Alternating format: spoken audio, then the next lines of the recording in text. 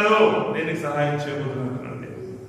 నేను నిన్ను చూస్తున్నాను అనుకున్నావేమో, ప్రభు నన్ను చూడట్లేదు, నువ్వు నా ప్రార్థన ఆలకించట్లేదు అనుకున్నావేమో, కానీ దేవుడు అన్నాడు నిదానించి చూస్తున్నాను వింటాను, నేను కంగారు పడకండి.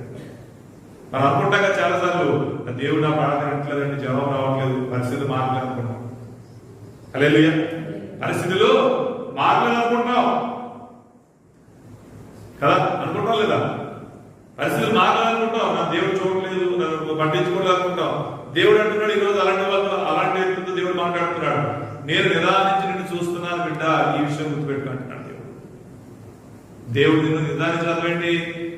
ఆయన చూసే చూపులో ఏమాత్రం అశ్రద్ధ అనేది లేదు. మనం ఏదైనా పని చెప్పినప్పుడు ఎవరు చెప్పినప్పుడు సరిగ్గా వింటా వెళ్ళిపోతాం, సరిగ్గా చూస్తా పట్టించుకోవడం. అలాగే దేవుడు నిదానించి చూడటం అర్థం ఏంటంటే నీ మీద దృష్టి పెట్టాడు.